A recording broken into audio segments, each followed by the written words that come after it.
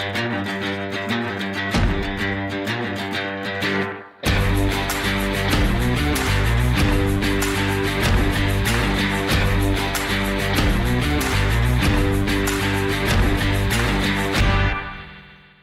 I hope everybody had a very nice Christmas season, heading into a great New Year season. This is your host, Jared Kalmus. Welcome to episode 206 of the Alamodome Audible Podcast, and I'm joined, as always, by the one and only Adrian Bermudez.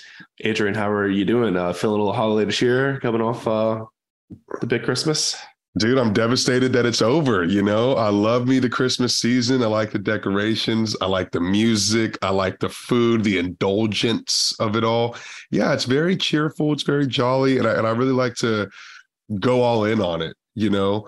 And so now that it's over, I woke up on the morning of the 26th, like semi-sad that it was no longer officially Christmas time anymore.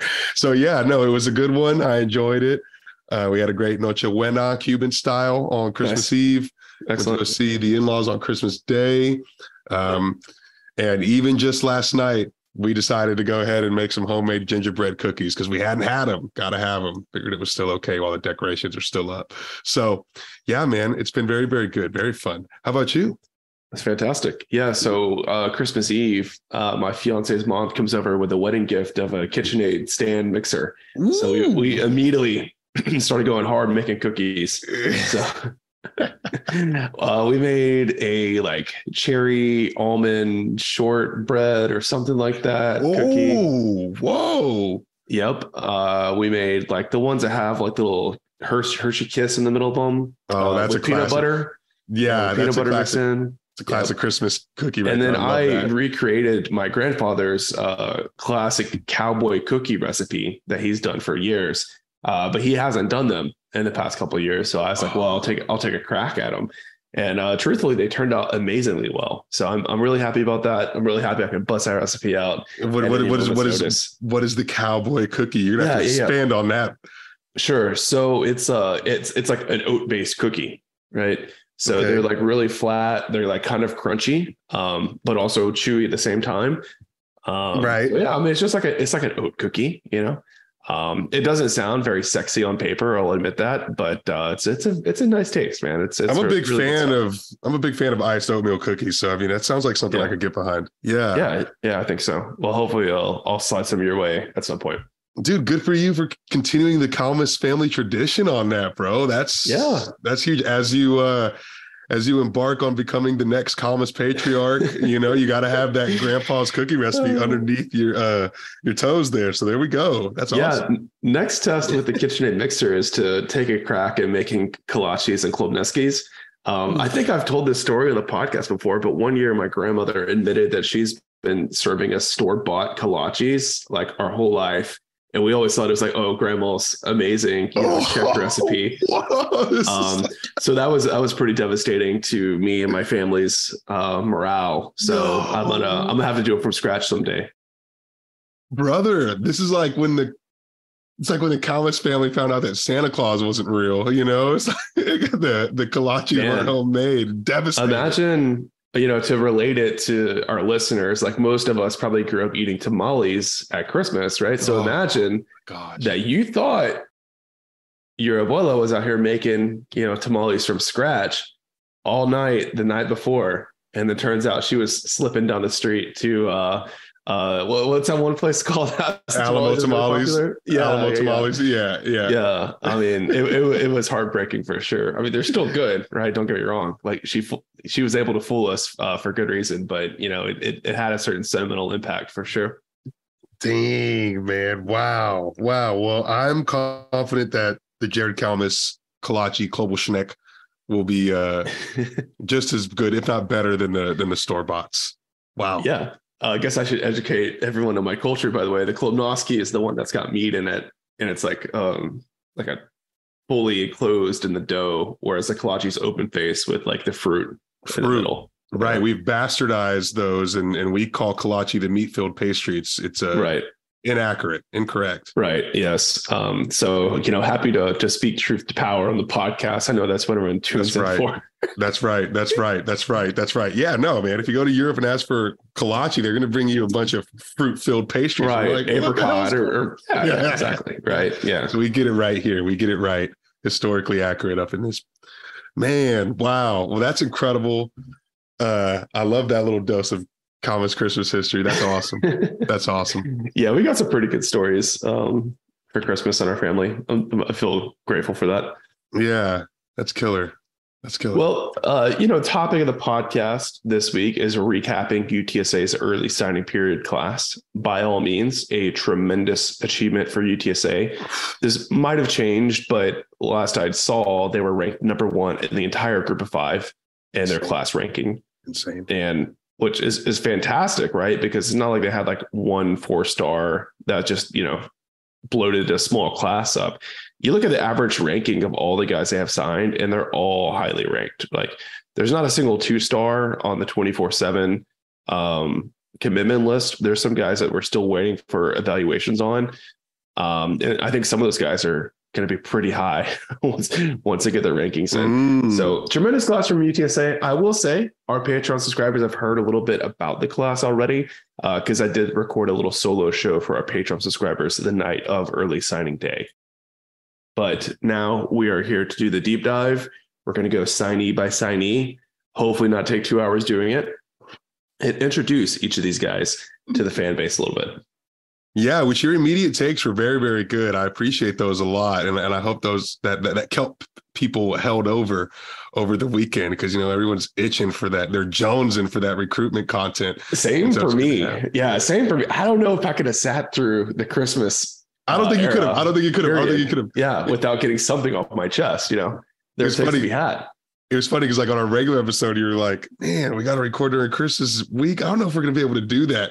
And then like the actual early signing day came out and Jared texted me right away. He's like, I'm going to do a solo podcast. I was like, perfect. That's awesome.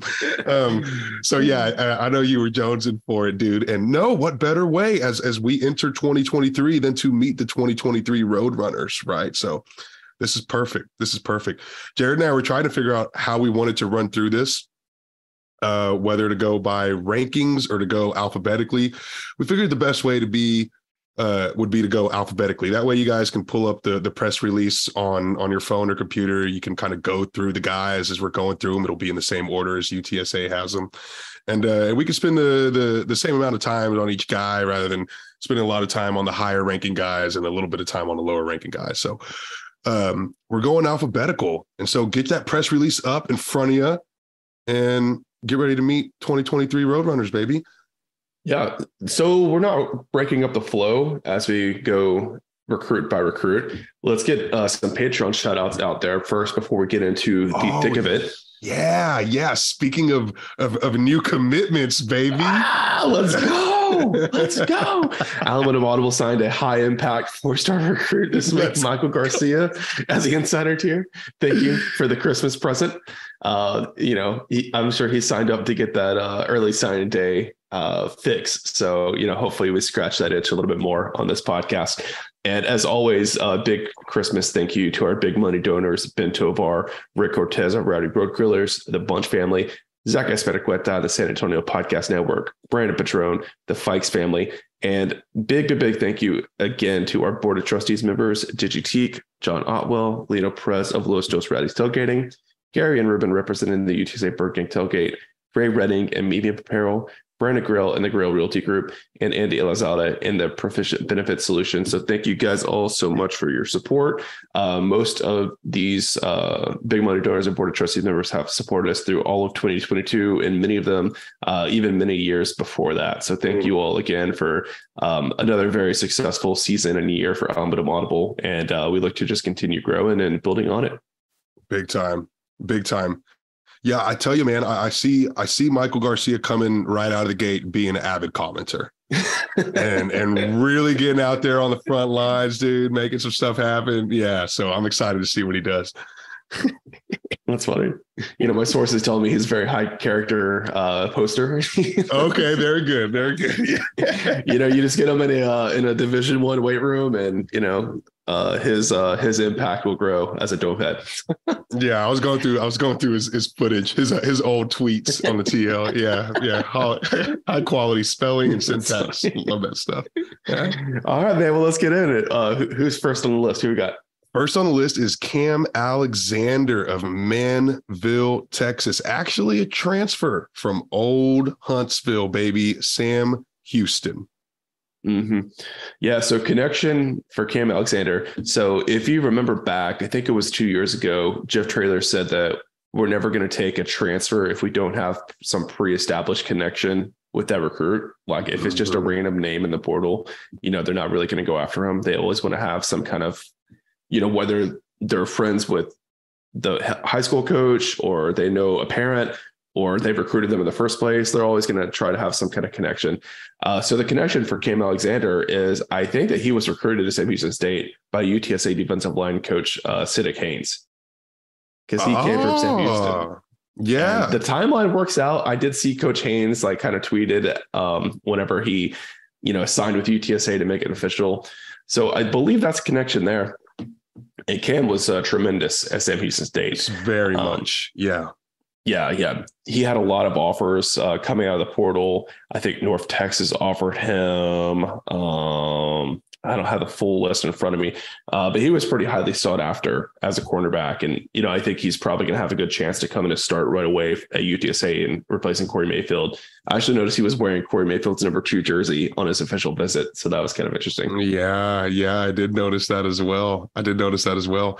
But yeah, Cam Alexander is a cornerback, and that's a position that I think, we were a little worried about kind of going into the season, but it ended up solidifying itself rather decently, but still a room that we could use a lot of help in. Yeah. I saw some people say like, oh man, going after a transfer cornerback means that the staff must not have a lot of faith in Zay Frazier. And I don't see it that way. I mean, you have to have depth, right? If you're going to be a solid Division I program, you can't just say, well, we've got 2 good cornerbacks and leave it at that, right? You got to have at least 3 that you can really count on to play at a high level, and then a 4th and a 5th that can rotate in as needed, right? Because you're going to have injuries and, targeting penalty, take someone out of a game, whatever. So I really see this being a great addition for UTSA. I think a transfer corner was needed, not only to provide depth, but also just to push the guys that are already in the roster, Zay included, right? You got to have competition to become your best self. And I think Alexander is a pretty good spot to do that. He's got good size, for an FCS transfer, 6 foot, 185, good tackler. So I'm really excited to see what he can do. And I think, I think he's a guy who can have immediate impact right out of the gate. Just be ready to play from day one. Yeah. And look, man, as we go and play these higher profile universities, right? And you see a little bit more of that West Coast offense, maybe a little bit more of that air raid offense. Look, UTSA has 4 elite caliber receivers. So yeah, you need more than one good cornerback because there's going to be more teams that have an arsenal of really good wideouts, 2, 3, 4 guys that can go out there and catch the ball. So no, you need more than just one guy that can stick one guy on an island. And Cam Alexander, dude, very versatile, man. Returns some kickoffs, special teams action, big on defense, but knows how to go after the ball and get that ball, baby. Good hands. So yeah, I'm really, really excited about the Cam Alexander addition. And I agree with you. I think he comes in and has an immediate impact. Mm-hmm. Yeah, great. Next guy on the list is the one that's already kind of become a bit of a fan favorite amongst the UTSA faithful, David Amador. Where to even start with this kid, man? What a star. I think the first thing is North Shore High School. Anytime you got a commit coming out of North Shore High School, it's someone to be extremely high on. Mm-hmm. And this guy is a Dave Campbell, Texas football top 300. This guy is a 3-star prospect, 247 and rivals. Wide receiver, 5'11", 175 pounds. But his hands are just tremendous, man. Really, he's just a guy that's just a playmaker, high football IQ, selfless. I think the story with David is, he caught like the game-winning touchdown pass as a junior when North Shore was at state. And then I can't remember the first name. Bailey is their young quarterback who has an offer from UTSA. He got hurt like the second, third game of the season. They moved Amador to quarterback. Starter. 5'11" quarterback. And he thrived, dude. He was so good. Like there's no chance that he's going to be a quarterback at the next level, right? He just doesn't have the arm for it. But he ran their offense really, really well, and it's just amazing they were able to slide him over midseason like that and they went all the way to the state title game. I think they lost by a score or two. Yeah. And dude, like David ran a keeper on like their last offensive play on their last drive, and he was like 3/4 of an inch short of the first down to like keep the drive moving. Right. So it was so close to winning state for these guys. I mean, you got to wonder if he would have stayed at wide receiver this season and their star quarterback would have been healthy, throwing him balls, he would have put up some crazy numbers. Probably had a lot more of kind of recruiting juice behind him. JJ Perez did report that Amador had some late Power 5 interest. I don't know if anyone actually offered him or not. But I think he's probably one of the more underrated recruits UTSA has signed in the last couple of class. 24/7 does give him a solid rating. He is a 3-star, like you pointed out, but he didn't have a lot of offers. So right. I don't know if it's like everyone just knew he was going to go to UTSA and like they didn't think it was worth their time recruiting him or something. But maybe playing quarterback senior year kind of messes with that a little bit too, right? Yeah. Everyone wants to see you. Everyone wants to see your wideout talent, and that's not what you're doing on Friday nights when your scouts are coming to look.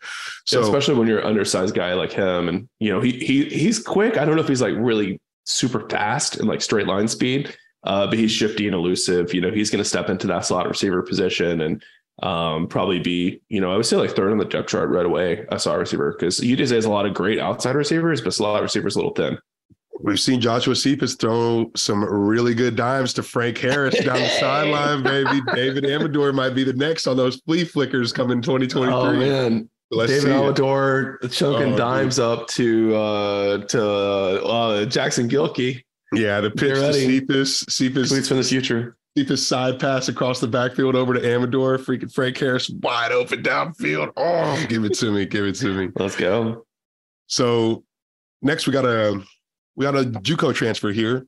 Yeah. Nana and Yan Wu, defensive line from Hampton, Georgia, Coffeyville Community College in Kansas.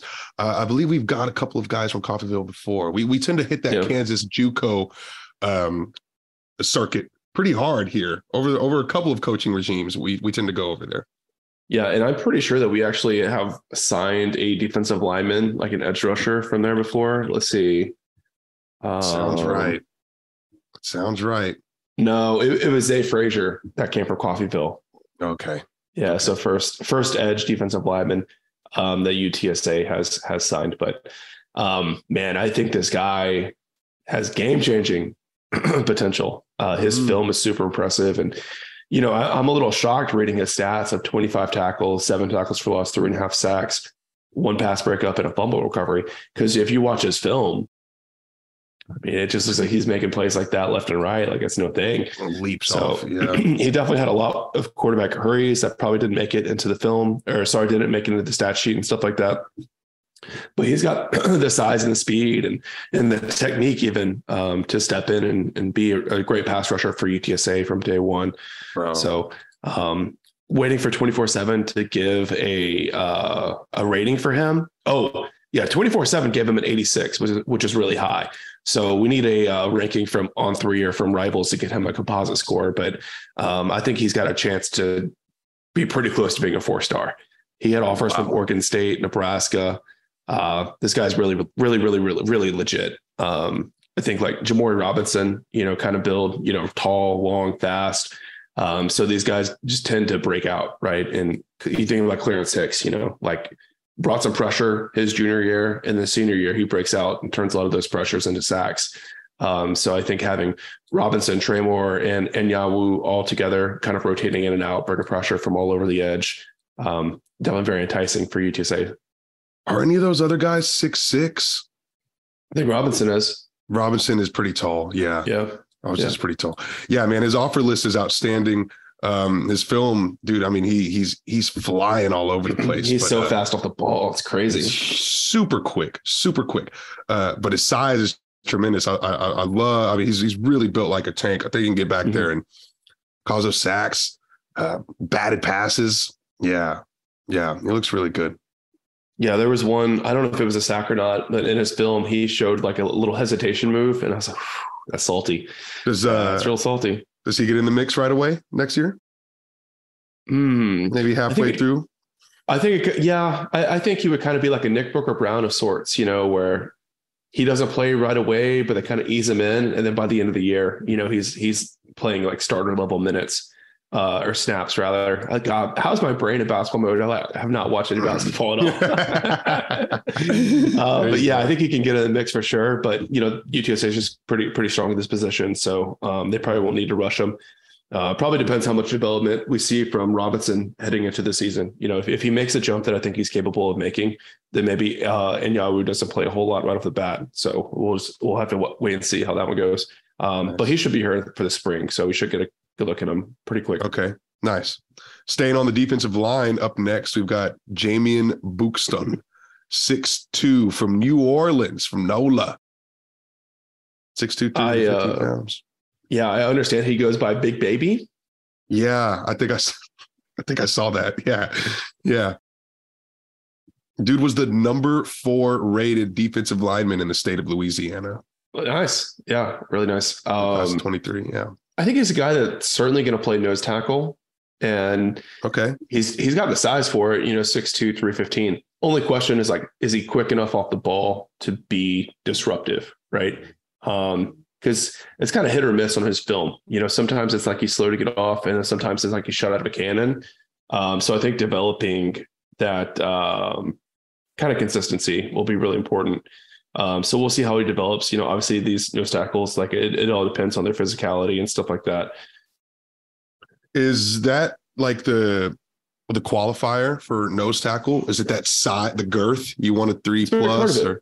Yeah, big part of it. Yeah, a coach once told me that he always wants to have a nose tackle that's got a really wide behind, because even if you get turned to the side, like your butt is still in the hole and causes, disruption for the running back.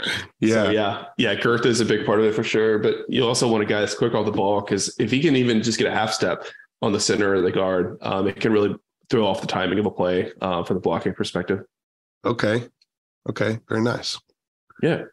And so our next one on the list, I think, is one that people are really excited to hear a lot about. Mm-hmm. And that's Jackson Gilkey, quarterback, 6'2", out of Ennis, Texas.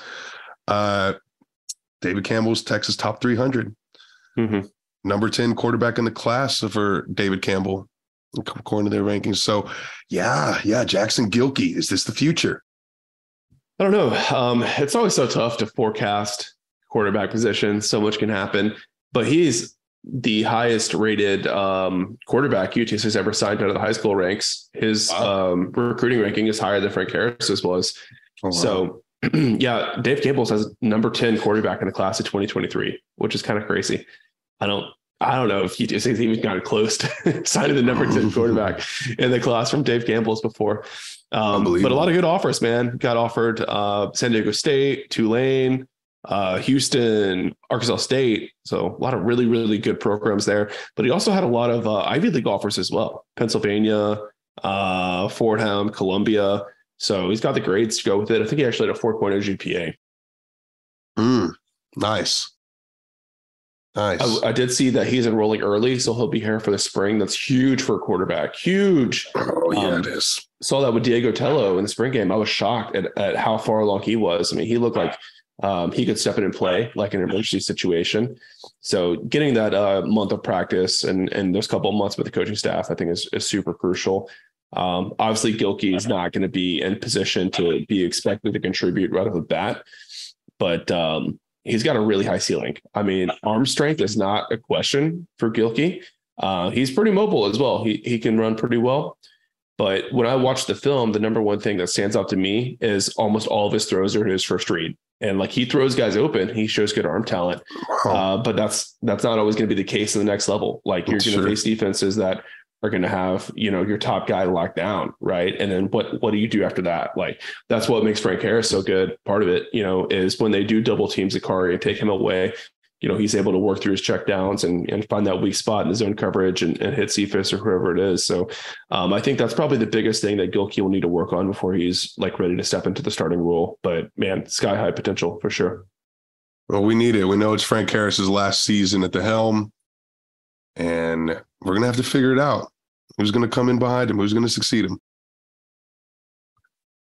Up in front, protecting the quarterbacks, we've got Corey Go-to-net, offensive lineman, 6'5", 355 pounds, a transfer from Trinity Valley Community College, originally from American Samoa.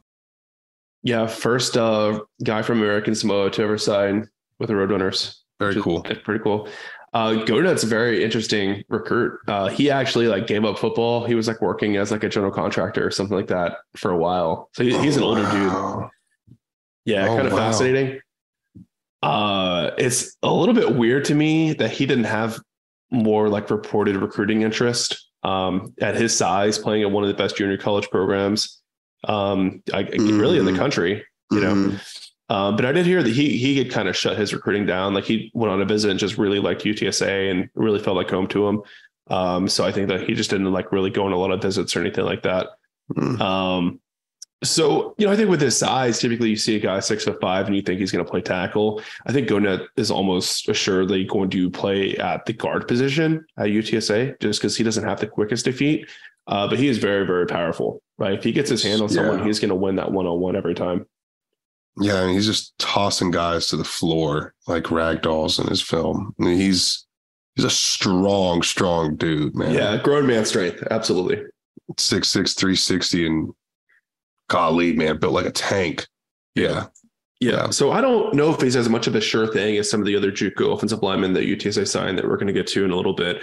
But at his size and his strength, he's absolutely worth taking a flyer on and, just seeing how he develops.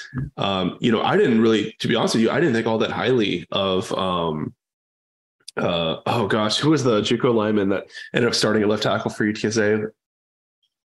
I'm about to find out. Vinley Tatafu. Yeah. I didn't think that highly of him coming out of junior college. I didn't think he was going to be ready to start from day one, but he had size, he had strength, and he just made it work. Right.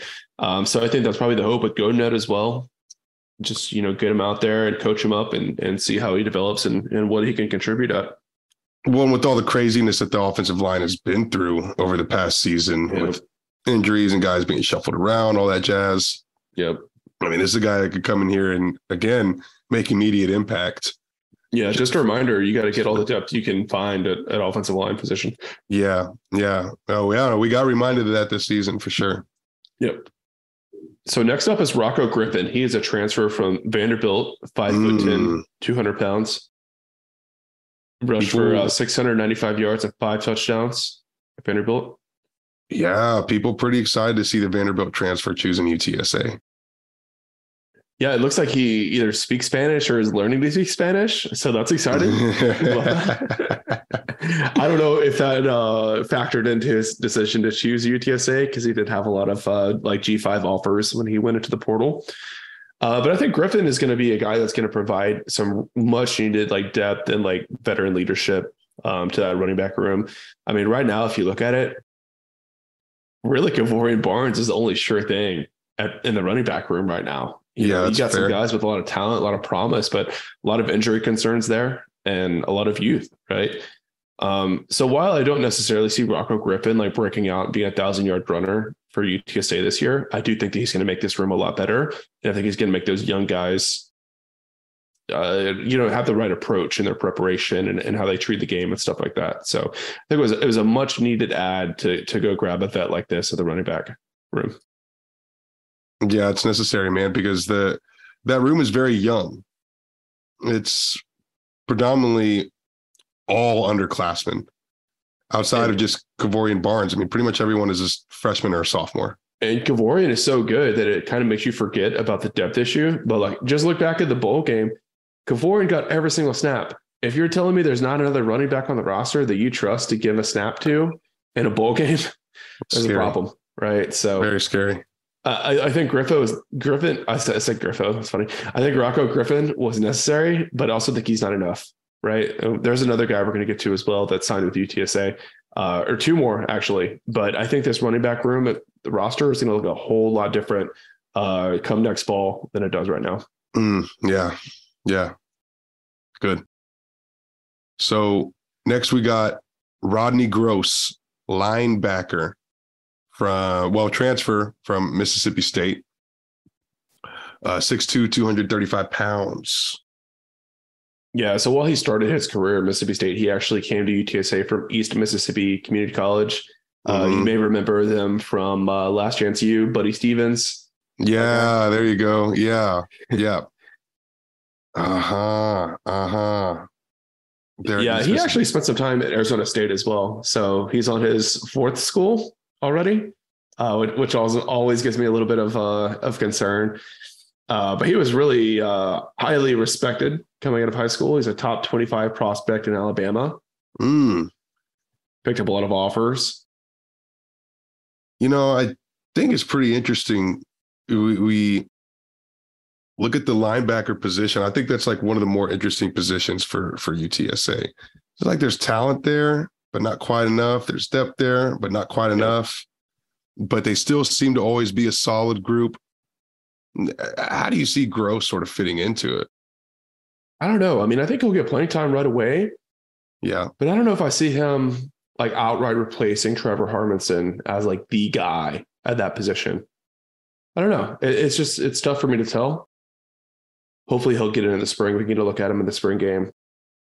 But I think, the competition between him and Avery Morris and Martavius French is going to be pretty fierce. So I think, may the best man win there. But sure. I'm not like holding my breath that Gross is going to come in and be the guy like right away and just be an immediate plug and play kind of dude. I think that's fair. I mean, he was at Mississippi State in 2021. So he's really only at East Mississippi for just last season. Yeah. Right. And that's really where he was able to kind of shine and get into his own. But I think it's fair to say that the jury is still kind of out on how he'll be able to transition over again. Yeah. Super highly rated by the recruiting services, but I didn't see any other programs offer him. Could be totally wrong on that. Okay. I better check Rivals. Because sometimes 24/7 doesn't have all the offers listed. Whereas Rivals does. Right. Yeah, it looks like his other offers were from Akron and Louisiana Monroe. Oh, okay. Next up, we got Jamel Hardy, wide receiver from Dallas, Lincoln High School, 6'3", 180 pounds. Another Dave Campbell's Texas top 300. This guy's a stud. This guy is a game changer. He can play early if he needed to. He's got a lot of JT Clark in him. A lot of jump ball ability. Yeah. And he's a multi-sport athlete. And usually those guys play basketball or baseball, track, whatever. Jamal played basketball and soccer. So he's got the footwork down. And it shows with, he's got like toe tap catches on the sideline that you just don't see a lot of high school kids pulling that off. Toe drag swag. I think there's an argument to be made that Jamal Hardy is the best recruit in this class. Holy cow. Wow. That's all the justification I need coming from you. Offers from Washington State, Utah State, Texas Tech, SMU, North Texas, Memphis, La Tech, Texas State. I'm really, really high on Hardy. Really high. Between Jamel Hardy and David Amador, UTSA wide receiver room doesn't take a single step back. Well, that's saying a lot with what UTSA has right now on campus. But I think like coming out of high school, I think this group of receivers is every bit as good as JT, Josh, and JT were. Kind of. Sorry, I meant Zakari. Certainly have the potential to get there. Yeah, definitely. I think the potential is even higher, right? Just in terms of sheer athleticism. 1,000. I mean, obviously that's only one part of the game, right? You got to develop and you got to, have the right offense and all that good stuff. But I mean, these guys were really highly recruited for a reason. And sheesh, man, these guys are unbelievable talent. Yeah. Fun film to watch. Well, another one going to running backs, Robert Henry, Coming from Jones College over there in Mississippi native, 5'10", 195 pounds. Yeah, he's a little bit of a bowling ball of a back. He's well built at 5'10", can kind of get underneath the pads a little bit. He won like the JUCO version of the Heisman this year, the Walter Jones Trophy. Walter Jones, yeah. That's pretty big. Led all of JUCO in rushing, 1,300 yards, 18 touchdowns on 237 carries. Bit of a concern there. That's a pretty heavy workload for a JUCO back.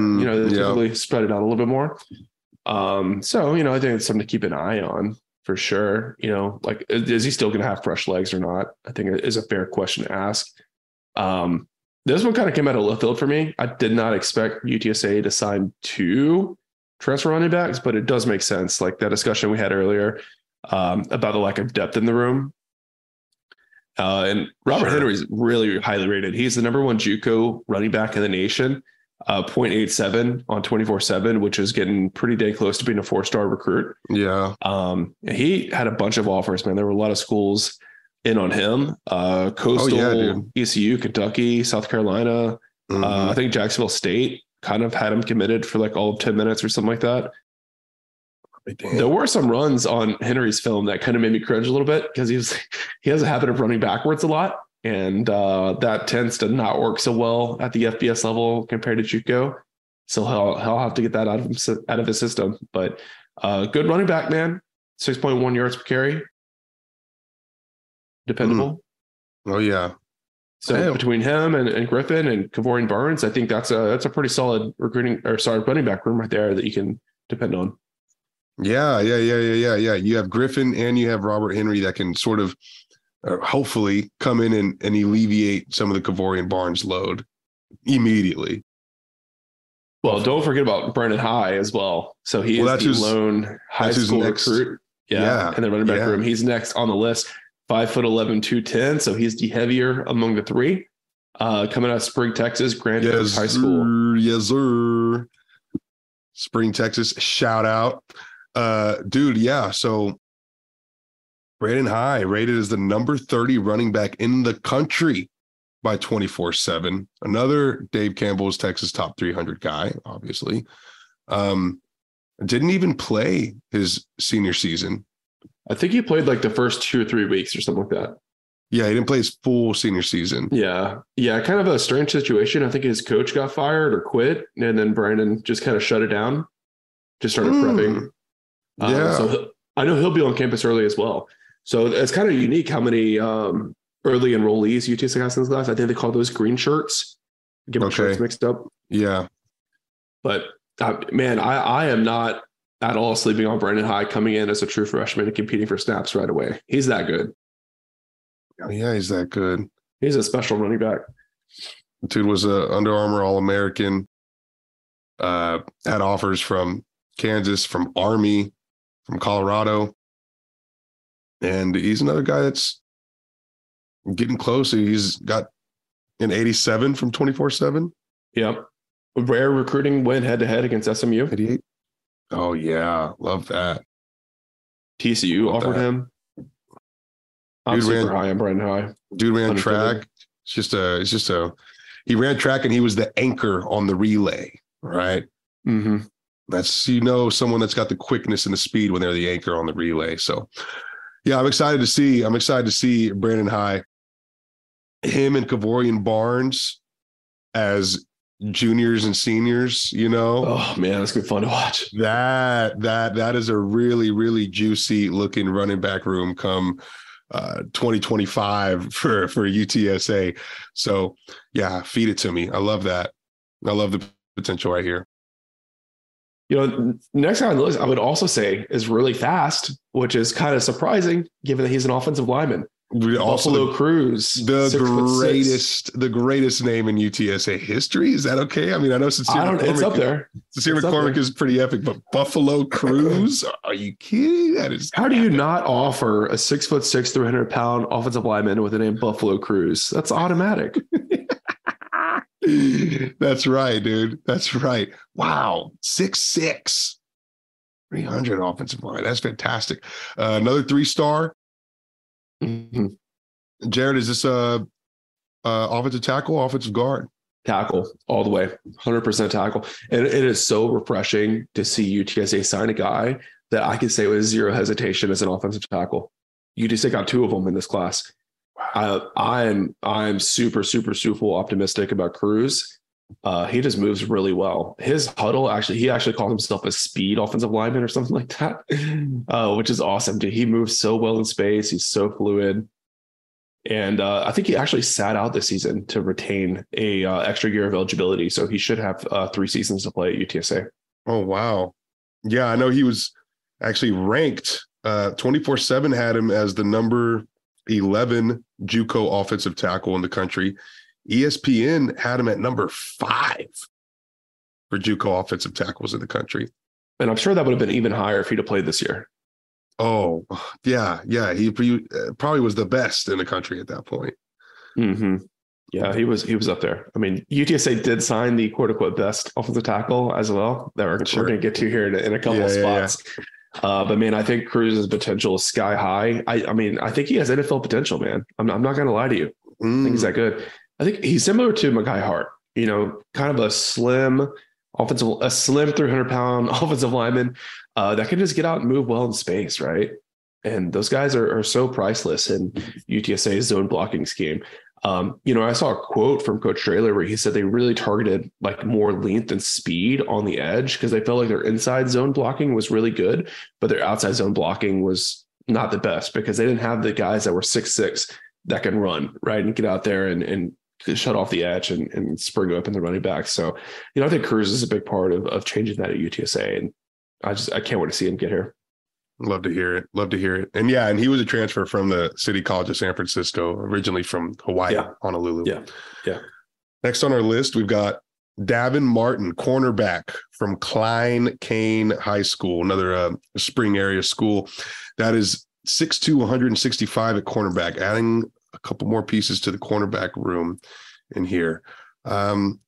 Also a track and field athlete. Looks like the dude's got tremendous speed. Yeah, he does. Yeah, he was a flip against Louisiana Lafayette. So always nice to see UTSA put a Sunbelt school in their place. Doesn't happen always, but yeah. No, it doesn't happen always. I feel like we do pretty well recruiting head-to-head against Sunbelt teams. The only loss I can really think of that really hurt was LaDamian Webb was his name. He was committed to UTSA on signing day, ended up not signing his in LI and went back home and signed in South Alabama in his hometown and was like an all Sun Belt running back. So that would hurt. UTSA really needed him this year. So that would hurt pretty bad. Sir, I was referring to the gridiron. I was talking about wins and losses. I'm in off-season mode, man. You're right. Martin's really quick. He's got good length at 6'2", like really good wingspan. You see a lot of plays on his film where he uses his arms to kind of make up for the receiver getting a step on him. So, these high school cornerbacks is always kind of tough to evaluate because you're only going to see their good plays on film, and it's the bad plays at cornerback that determine, how good or bad you are. But he was first team all district in a really good district. And, anytime you can flip a guy that a lot of schools wanted, it's always a good sign. It was a very good district. It's a good point. So excited about him, excited to add a little bit more depth to the cornerback room. Next on the list, we've got Owen McCown. Buddy, I'm excited about this one. Owen McCown, quarterback, 6'2", 175 pounds, transferred from Colorado, originally from Rusk, Texas. He is, just like our boy Frank Harris, a southpaw, left-handed quarterback. Love it. And all 3 McCown brothers, which I guess would be his uncles and dads, were coached by Jeff Traylor at Jacksonville High School. So you talk about that relationship with transfers, right? There has to be that previous relationship that exists. I suppose this is it there. Well, Adrian, I was shocked that Owen didn't sign with the UTSA last year. I saw the writing on the wall with Colorado. I knew they were going to fire that coach. It was like a total stopgap coaching hire. So I was pretty shocked to see McCown turn down the Roadrunners and sign with Colorado. But, I guess it worked out for him. He got to start 4 games how many games did he start? Oh, he started 3 games as a true freshman at Colorado, got some super, super important game experience as a true freshman in the Pac-12. And he played pretty well. Completed 57% of his passes for 600 yards, 2 touchdowns, ran for 38 pair of touchdowns as well. So, I mean, that's super valuable experience. You know, he held his own and did relatively well against Pac-12 competition. And now he gets to sit behind Frank Harris for a year and watch him work. I think Owen's QB2 on the depth chart right away. Wow. I'm super high on McCown. He was my number one like UTSA quarterback target last class. And I thought the UTSA had a great chance to land him. I was really disappointed when he signed with Colorado. Like that stunk has stuck with me. Because I don't know, man. I feel like McCown was like heads and shoulders above the other guys in the class for UTSA. So, Sure. you know, great to see him end up at UTSA. Still a little bit scrawny. You know, he's only 175 pounds, a 6'2". So we'll need to get him on that, you know, Taka Palenque Philo plan and get bulked up. Yes, but, you know, he's fortunate that he's not going to be forced to play this year, right? I mean, Frank Harris is there. You know, who knows what's going to happen to the quarterback room? I'm sure some guys are going to transfer out, but there's enough guys there that know the system and have been around this program long enough that, you know, McCown isn't probably going to be forced into action anytime soon, and he'll be able to develop at a more normal pace, right? Never great to have a true freshman starting a quarterback, but that's the hand he was dealt last season. Well, and it'd be super critical just for his development to let him sort of take it all in, watch Frank Harris, get the offensive scheme right. Yeah, I think that's critical for a quarterback, regardless of the talent level. Love to see them just be able to mold themselves there on the bench for a year or two. But I mean, the accolades are crazy. I mean, he was so touted coming out of high school, just, you know, in the top 50 quarterbacks across all of the different outlets that could rank him. And yeah, you know, you're the son of an NFL quarterback and the nephew of some great college quarterbacks as well. So, I mean, like, clearly the quarterback arm is genetic in the McCown family, and he's got it. He's got that gene. So, dude, I love that. I love that take that he's already going to be the second best quarterback in the room. We'll love to see him continue to develop behind Frank. And I'm seeing all these similarities with the southpaw. Yeah. Air scores with his feet, you know, being able to get himself out, escape some pressure. So it could be a match made in heaven for him to sort of model his game at UTSA off of what Frank is already doing here. So, yeah, 100%. Next on the list is Devin McQueen. McQueen? I don't know. I'm not sure. Devin McCown, wide receiver, 6 foot even, 185 from Jacksonville, Texas. Fun fact, he also has a McCown connection. Owen's brother or cousin is the quarterback at Jacksonville, so he's thrown his passes to Devin McQueen. Oh, look at that. Look at that. I'm telling you, man, I'm starting to catch on to all these East Texas, you know, network stuff. Right. It's really fascinating. Yeah. That'd be pretty cool for Devin to one day also catch passes from Owen. So another Dave Campbell, Texas football top 300 guy, and really tremendous stats coming out of Jacksonville High School. Dude had a lot of eyes on him. Highly recruited, man. Really, really good. And the dude is kind of all over the place, right? He was a two-way athlete at Jacksonville. He played 3 different sports, but he was actually the utility player of the year for playing wide receiver and safety. So the dude's just got a knack for the deep ball, is what it sounds like. Yeah, he was also academic all-state.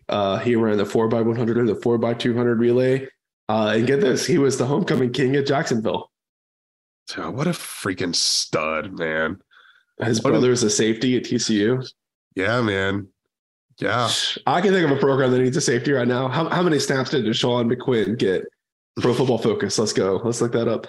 But while I look that up, man, the speed for McQuinn is different.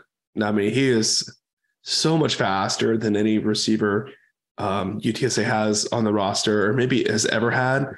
out of the roster. I think McQuinn is one of those freshmen that's going to be in the running to contribute right away as slot receiver.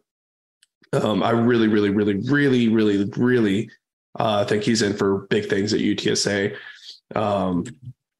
And, who knows? Maybe he gets in, punt return duty, something like that. Yeah. He's so elusive. Like you watch his film, it's like he's playing it at a different speed than everyone else. Certainly seems like it. Yeah. He was all over the place, man. Basketball star, track star, football star. The dude's just a natural, man. We'll see. I mean, that wide receiver room is pretty thick, but over the next 2 seasons, it is going to thin out with the current talent a lot. Mm-hmm. By the end of next year, actually, it's going to thin out a lot. So I'm glad to see we're already kind of re-upping that room ahead of. Yeah. Yeah, for sure. I think his brother's pretty poachable. He only got 50. Yeah, he only got 53 snaps this season. Oh, dude, come on. He'll be a starter at UTSA. Like, dude. Come on, man. Let's ride. Let's do this. We'll be playing TCU soon enough. Don't worry about that. Come join the East Texas All-Stars. Oh, baby. I love that. That's my pitch. Anyways, moving on. Highest rated recruit in UTSA program history, Daniel Ogundipe, 6'5", 285 pounds, Iowa Central Community College transfer, 4-star recruit, number 6 JUCO player, number 2 offensive tackle in the nation. Wow, man. Old Dominion bounce back. He's just a very, very solid, sound player, very fundamental. He gets great ankles on his blocks. You can tell he's a former basketball player. He's got great feet.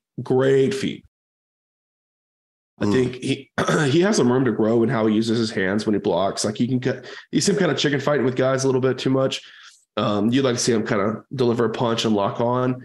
But if his feet are solid, the rest is very coachable. It's easy to learn. He just dominated at the JUCO level. Like sometimes he looked bored out there because he was just so much better than the opposition.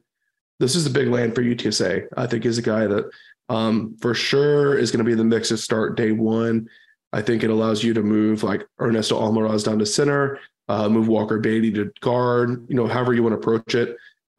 This is a big splash recruiting win for UTSA. I think Ogundipe is really legit and worthy of his 4-star rating. Yeah. How did UTSA get this win? I mean, the guy's originally from Pennsylvania, and then he's playing in Iowa at Iowa Central. I don't know what. I mean, of course, he's on everybody's radar, the number 2 offensive tackle in JUCO, right? Sure. But, man, how does UTSA go and get this guy? So this is kind of like a bigger picture topic that I kind of want to talk about a little bit. When you look at the offer list for a lot of these top JUCO guys, the Power 5 had just stopped recruiting JUCOs. Like Ogundipe had a ton of offers from a lot of great programs, but Maryland was the only Power 5 program that gave him an offer. Wow. And I think a lot of these Power 5 teams just think that they can go and get, whoever they need from the transfer portal. But I think they're missing a lot of talent that's down there at the JUCO levels. And I don't know if they just don't want to put the legwork in to recruit at that level, or they just think they're going to have better options at the transfer portal. But I don't think a guy like Ogundipe ends up at UTSA free transfer portal era. I think this guy goes like Big Ten SEC if it weren't for the transfer portal. Transfer portal has made Power 5 school too good for JUCO transfer, essentially. Yeah, I think so. I think the thought process is like, oh, well, there's probably some guy, like the guy from UTEP, I forgot his name, but he went in the transfer portal and he picked up all these like big time offers right away. And I mean, that guy's good, but is he that much better than Ogundipe? Right. Probably not, right? All those Power 5 programs that offered that UTEP transfer, like, why were they not recruiting this Ogundipe guy who seems to be just as good, if not better, than that UTEP dude? Wow. So I don't know. I mean, it's just kind of a weird era in recruiting right now. And I think UTSA has benefited a little bit from that in this case.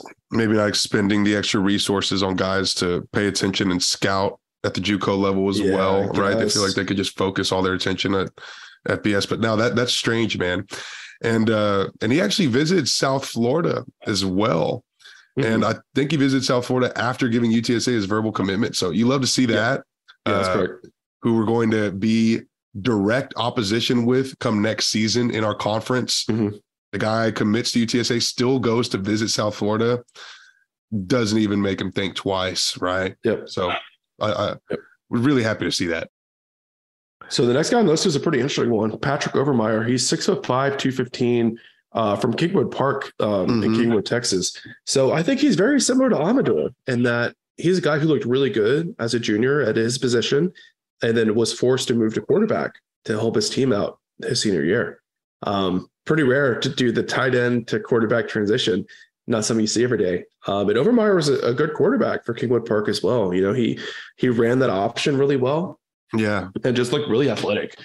He's going to be really, really fast for tight end for UTSA. So, you know, we'll have to see how he develops and, you know, getting back into that kind of that pass catching mode. And, you know, he'll definitely need to put some weight on, become a better blocker and all of that. But he does have genetics on his side. His cousin is NFL tight end Kyle Rudolph. That's crazy. Wow. Yeah, a guy who catches touchdown passes from Tom freaking Brady. Unbelievable. Yeah. Another guy that's an academic all-star as well. 463 students in his class at Kingwood Park. Patrick was 11th out of them. Yeah, Kingwood Park's a big old school, man. It's right down the street. Yeah, it really is. And a nice one. And this is another guy who's a 3-sport athlete, dude. Played basketball. He played baseball for a little bit. Is extremely athletic. I do think he will need to put on some size. 6'5". He's got the height, but he don't have that Cardenas girth on him quite yet. And so he'll need to get on the Philo program to I think be an impactful tight end in the AAC. He's got to be, you know, 230 plus. Is that fair? Well, I thought that about Dan Dishman. And Dan Dishman's been pretty good. He's still pretty undersized. You know, he's putting weight on. I feel like every time I see a picture of Dan, he looks a little bit bigger. So I think Overmeyer can kind of have a similar transition. You know, now that he's not playing quarterback, he can focus on getting his body right and putting on bulk. And I mean, I think if he gets up to 225, I mean, he could probably play early, right? Tight end room's a little bit backed up for UTSA right now, I would say. Sure. Just in the number of bodies that are there. But I mean, who knows? You know, he's got that speed. I'm not going to be super shocked if he plays early, but yeah, I mean, I agree. He's probably not a favorite to be an early contributor. But I think UTSA got a bit of a steal here, right? Like, well, he has to develop, right? He's a developmental recruit. But I think if he would have stuck a tight end, I think it would have been a guy that UTSA would have had a lot of competition for sure. So Dan Dishman's listed 235. I shouldn't say thinnest, but the lightest tight end that we have is Houston Thomas, 225. Yeah. And he's 6'6", got another inch on him. So a good 15 to 20 pounds is going to be necessary. Yeah, it's pretty doable. For Patrick, for sure, especially on the Philo program. Yeah. So next on the list, we've got Jacavian Rogers, defensive back, 6'2", 150 pounds from Dangerfield, Texas. He played wide receiver and cornerback. Is he going to play cornerback here? That's correct. Okay. Yeah, he was. Oh, well, pardon me. Yeah, no, he was listed. Dave Campbell's top 300, number 26 cornerback in Texas. Wow. Yeah, and you know, I think he's new to the cornerback position, as far as I know. He's been an excellent receiver for several years. He was committed to Baylor for quite a while, decommitted from them, signed with the Roadrunners. Another guy that's a track star. You know, he has very legit speed.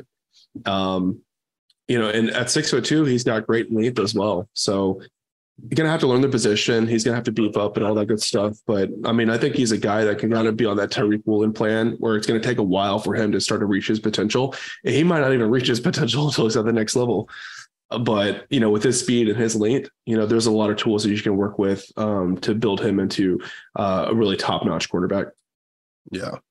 I like that. And playing two ways, he's got the hand talent there to get in there and he's getting some ball skills. Make it hard for the wideout. Yeah. I mean, if I had to pick between him and Davin Martin, if who's going to play first, I'd probably pick Martin.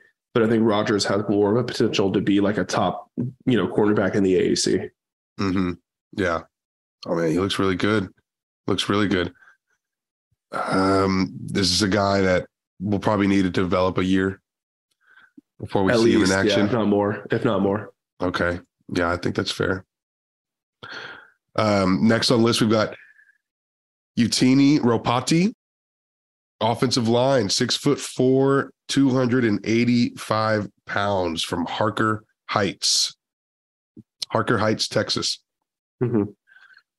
So I can't really tell whenever I'm reading through his stuff and when I'm watching him. Is he going to be tackle or guard? I think he'll probably play guard. I Okay. think he could play tackle like in a pinch, but I think guard is probably his best spot. Okay. And why so? Just the length. He's 6'4", but I don't think his extension is that long. Like his arms might be a little bit shorter. Wingspan. Yeah. Right. But hell, I wouldn't sleep on him at center. Now that I think about it, I don't know if he played any center at Harker Heights. But he's a good, solid lineman. I think he was under recruited quite a bit. There was another offensive lineman at Harker Heights that was like a 4-star. So that guy kind of got all the recruiting attention. But I think Ropati flew under the radar a little bit in that sense.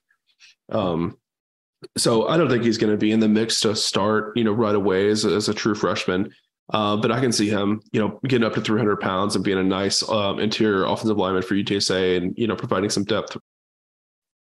I'm having a brain fart. Is Ahu Fitumaka coming back next season?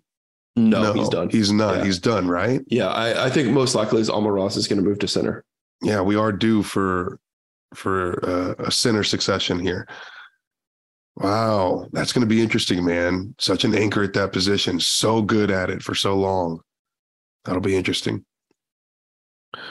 Next on the list, we've got Devin Skura, tight end from Manor, Texas. 6'5", 240 pounds. 3-star prospect by 24/7. The dude also played baseball, another multi-sport athlete. What are you seeing here? He was actually on the Whataburger super team for Dave Campbell 2022.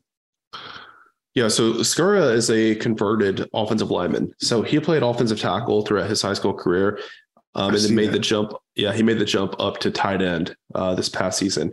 So I think most likely he's going to be like the Oscar Cardenas type of tight end, more of a blocking focus. Yeah.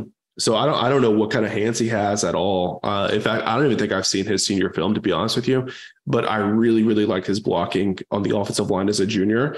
And that's what kind of drew my eyeballs to him. He's just like so forceful. He moves around so well. Just a tremendous blocker with a mean streak, right? And I think from a physicality standpoint, he's going to be pretty close to ready right when he gets on campus. Well built, 6'5", 240, like I said. So lowest rated recruit in the class, but I think for the offense that UTSA runs, he's going to be a really good fit, and he's going to fit nicely in the Oscar Cardenas role. He's a tremendous blocker. He's pretty physical, man. Watching his film, you see him out there and throw some guys down, and he's lined up at tight end, a little bit behind the line of scrimmage and getting out there catching some balls across the middle. I'm sure his recruiting ranking would be higher if he's still an offensive lineman, right? But as a part of that transition, jury's still sort of out. Can he play tight end or not? But dude, he looks like a force blocking here in the backfield. So, if he's got a little bit of hand talent, he'll do just fine. Yeah, it don't take much, man. You got to catch that 5-10 yard route. That's all you got to ask for a tight end. Yeah. And the Oscar Cardenas is going to grab the game-winning touchdown down the field. Those guys don't come around too often, but you don't necessarily need them to win. But if we can go and get 5-6 yards and get closer to the moving the sticks, maybe that's all we need from you. And 6'5", 240, he's got the size to come in and contribute, man. Yeah, no doubt. Next on the list, we've got Vic Shaw, 6'3", 240 pounds from Texarkana, Texas, Pleasant Grove High School. And he was a unit on the defensive line. Did he play defensive end? Because I know he lined up at tight end on offense. He plays all over, right? He's just an athlete. He's a utility knife kind of defender. Okay. So they move him around at Pleasant Grove. I think like his position at UTSA is probably going to be like that defensive tackle position, like that 5-3 technique. Okay. I think it's where he played most this year for Pleasant Grove, but there's no telling, right? I think like you got to see how his body develops. You could move positions for him. You could move him back to tight end, right? There's no telling, but he's just one of those guys. He's a rare big man athlete, right? And you got to get him on campus and just start developing him and see where his skill set is going to translate best to help the team. He can do it. It's just a matter of where he's going to do it at. Ranked as the number 12th defensive lineman in Texas from Dave Campbell. Dude, yeah, absolutely all over the place. His film is tremendous. So, yeah, Vic Shaw is going to be a force. I think that's fair to say. We just got to figure out where they're going to line him up at. Yeah.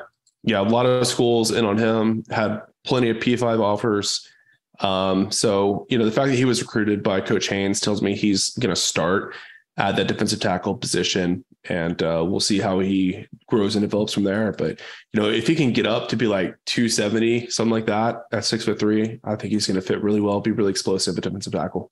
Oh, gosh, offers from Baylor, Colorado, Houston, Nebraska, TCU, Texas Tech. Jeez. Please, man, the schools that UTSA is beating out, it's just pretty hard to comprehend here. Yeah, and you're seeing a lot of the same schools over and over too. Texas, Colorado, Houston. North Texas, Colorado, Houston, Nebraska's been on there a couple times. TCU and Tech been on there a couple times. Yeah. So you're definitely seeing where the relationships are. Right. That's pretty interesting, man. So, and I guess we'll get to the zoomed out big picture right after this last guy. So we've got James Wally Jr., linebacker from the Mo, Missouri City, Texas, from Ridge Point High School. 6'2", 225 pounds. Rated as in the top 100 of edge rushers in the country at number 97. 3-star prospect. Dude, James Wally Jr., linebackers, is the next big ball hawking linebacker for UTSA. What do you think? Yeah, I like him a lot. I think, he did play some interior linebacker as well his senior season, which point did move him around quite a bit. But I think his best position is probably that edge linebacker position, that Trey Moore spot right now. He plays really well within the tackle box, right? But he also has the versatility to step back into coverage. He had one play in his highlight film where he dropped back like 20 yards and jumped up and tipped a ball. Pretty impressive. Jeez. So, I think you can probably move him inside in a pinch, but, his best spot's going to be out on that edge, which is a little bit disappointing because I'm waiting for the next like high school interior linebacker for UTSA. Like really Jamal Lakin, I think is the only one that you can say has been like a tremendous hit from this trailer coaching staff at interior linebacker. Avery Morris could start this year, but I want to say that he was recruited by Frank Wilson, if I remember correctly.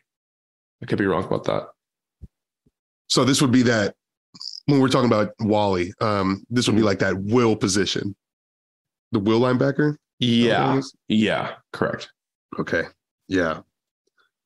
Man, he looks really, really good on his film. Yeah, he is very explosive. Yeah, and he had a pick 6 or 2, I believe. Oh yeah, he did. 65-yard pick 6 and 6 pass breakups, 4 forced fumbles. Pretty salty, man. The grittiness is a pretty gritty dude coming from Ridge Point High School. I mean, that is no flowers and roses sort of school down there in the Mo City. Really? Yeah, it's the same school that Zero went to. I have a hard time keeping up with like what parts of Missouri City are gentrified and which are not. The parts that are closer to Sugarland are. Okay. The parts that are further away from Sugarland aren't. Okay, good to know. It's a good reference. Thank you. Yeah. How close to you are you to the Beltway? Gotcha. So that's he's a gritty dude. He looks extremely talented. I like the size on him, 6'2", 225 coming out already. So yeah, man, I like him. lined up there next to Danye and getting gritty out there. So let's do it. Yeah, let's do it. Absolutely. Another dude with an insane offer list. Yeah, no kidding. Indiana on here. Yeah, man. SMU, Rice, Louisiana Tech, Kansas, Tulane, just all over the place, man. Man, you remember the days if a guy had one Power 5 offer, we would freak out. Like that was like the biggest thing in the world. And now it's so ho-hum to us. That's what I'm saying. You know, when every single time I click on one of these guys individually on their rivals or their 24/7, I'm seeing this list of offers. It's mind blowing. Hell, even whenever I look at the recruitment list and I'm seeing like the majority of the class being 3-star athletes, not 2, or no stars or whatever it is. Right. Like, did you ever think we would see the day where UTSA is hauling in a majority 3-star plus? Yes, but not this soon. No way, not this soon. No way, not this soon. You knew it could happen, but like, this is crazy. The schools that we're beating out, the caliber of recruit rating wise, it's tremendous, man. It's unbelievable. Jeff Traylor is really putting together some special recruiting classes here. It'll be fantastic to see how they get developed, if they get developed, and how they get developed, how well they all start to gel together. Right. And of course, you got to hold on to them too. I mean, that's another big change in college football is with the one-time transfer rule, NIL, transfer portal, all that stuff. I mean, and some of these highly recruited guys, like if they're not getting playing time early, they could dip right in the portal and be gone in an instant, right? And one of these P5 schools that don't look at JUCO guys will come in real quick. Yeah. I know, exactly, right? It's the whole poaching thing that Coach Traylor's been talking about, right? So yeah, man, it's a different era for sure. But I really like the way that UTSA approached this class. I think they've constructed it really well across JUCO, high school, and transfer portal guys. I think they found some nice hidden gems, even though like I guess our definition of a hidden gem has changed a little bit since UTSA's kind of stature has gone up. In the past, it used to be guys that like had no offers and were playing in the wrong scheme and stuff like that. But now it's like, oh, this guy only had G5 offers. Like this is a hidden gem, right? So it's definitely changed quite a bit. But I'm really excited about this class. I mean, as always, we'll see how it pans out. They never really go the way that you expect. But there's a lot of guys here that I'm super, super high on that I think could be really high impact players at UTSA and compete at the highest of levels. Well, I think we addressed the right position groups. Maybe could have seen one more offensive lineman on there, but there's still some room for one or two to come in. To me, safety is a huge question that's not been answered. Safety has not been answered at all. We brought in all these cornerbacks, but I think one of those guys was one of those defensive backs was safety and cornerback in high school, but he's probably going to be pegged as a cornerback by the time he's on the UTSA roster. So safety, yeah. Holy cow, I hadn't thought about that. No, there's no one in the safety room, really. It's like it's empty in there. But I was going to say, but between early signing days and like regular signing days, this is the 7th signing day that Jess Lepp has gone through without signing a high school safety. How many? 7. Isn't that crazy? Holy And yeah, I mean, you can keep hitting the transfer portal and, hitting JUCO and, hopefully you find the right guy, but I don't feel like that's sustainable, man. It's going to bust at some point. I feel like developing high school talent is the way to go. And we don't really have a truly great safety on the roster. Rashad's been good, but I don't think Rashad has lived up to like how good we thought he was going to be. He's been good. He's been very solid, but I don't know if he's been like a great elite top tier safety. I think he's been far from that. So it would be great to go and get some more depth in that room. And Rashad got injured earlier this year, so it'd be good to have something on there. Kind of counterpoint to that, I think Rashad struggles because he has to take on like so much coverage responsibility because the other safeties aren't pulling their weight. I think that's something that's sort of plagued the safety position at UTSA, like all throughout our years, and whether it's not enough guys at safety or that the safety is just tasked with doing too much, like right. We've had safeties like lead our tackling for a couple of years back in the day, right? So like a lot of these guys were like dual purpose linebackers / safeties / core. So Yeah. That's something that we've always kind of had issue with. Mm-hmm. Yeah, absolutely. So, I mean, I think that's a huge position in need. I'd like to see both an experienced transfer as well as a high school safety to round out this class. Something that the listeners may not realize is like there used to be that rule that you could only sign 25 people in one class. That doesn't exist anymore. So theoretically, you can sign up to 85 guys in a single class, like if you have the scholarship slots for it. So, it's kind of an awkward situation where you might have to like force guys into the transfer portal just to free up a scholarship slot. But with the way that UTSA is recruiting right now, I think they can really level up their talent at a lot of positions by working the portal, working the JUCO ranks and stuff like that. So I think recruiting is even more year round than it's ever been because of that. So, if you see a guy enter the transfer portal out of nowhere, it might be an indicator that UTSA has someone willing to commit that they have free up a slot for. Yeah, those handshake deal has been done behind closed doors. Yeah. I also feel like we did a really good job of getting guys that can use a little bit of development and getting guys that can come in and be immediate impact. Right. Agreed. I think you see a lot of G5 coaches be like, this is helpless. Like, I'm going to develop these guys and they're going to enter the portal and, I'm not going to get the best out of these players, but that's such like a defeated mindset to have. Right. And I think Jeff Traylor's doing it the right way. His guys are sticking with him. You probably heard the rumors about Kevorian Barnes getting offers from P5 programs, even though he wasn't in the portal. But I think like when you coach the guys the right way and you love them and, they trust you, you trust them, right? Like the guys are going to stay if they're happy and the program's being run well. So I'm glad to see that Jeff Traylor's not abandoning signing developmental guys and coaching them up, because I think a lot of programs that are doing that are kind of shooting themselves in the foot a little bit. Right. No, I'd agree there. And look, over the last 2 off seasons that Traylor's been here, we've only had like 3 guys leave the program, go into the transfer portal. So yeah, and a lot of the guys, I mean, they were not going to get a lot of playing time too. So it's very different than losing a Zachary Franklin or losing a Frank Harris or something like that, which is happening in a lot of schools, Power 5 and G5. And even the guys that aren't getting a lot of playing time aren't entertaining that transfer portal. So there's something to speak on as to how solid the culture is here. Right, 100%. So, yeah. Agreed. Well, hey, any other big picture topics you want to bring up before we sign off? Dude, I'm excited about the class overall. I mean, you got to be. It's the best damn recruiting class we've ever brought in. So you want to see a safety. Is there any other position that you would like to see more of?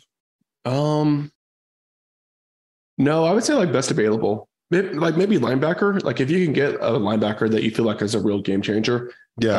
I would love that, but I wouldn't take a guy just to take him. Like if he's just going to be depth or maybe he has a chance to compete for the starting job that Harmanson's left behind. But if they could get a 4-star linebacker, then that would be amazing. All right. But right now, I mean, the roster is in great shape. It's kind of crazy. Yeah. You don't have to overexert yourself on the unnecessary. Right. Sure. Yeah. All right. Well, excellent, man. Welcome to UTSA, boys. We're excited to have you all. Let's go out here and keep winning, baby. Yes, sir. We'll have a bonus episode coming out really soon, probably next week or so. Around the holidays, scheduling can be a little bit tough. But do keep in mind, the Domies are coming up. They're right around the corner. We're making our list. We're checking it twice. If you got a meme, you better shoot it out ASAP. Yeah, that's right. So stay tuned, man. Stay tuned. Keep an eye out for the ballots. The polls will open very soon. Yes. For sure. All right. Well, Adrian, I hope you have a very happy new year. I know 2023 is going to be a huge year for both of us. So can't wait to continue to ride into the future with you and the rest of our Audible family. So hope you guys out there stay safe, have a fun celebration. We'll see you guys back next year.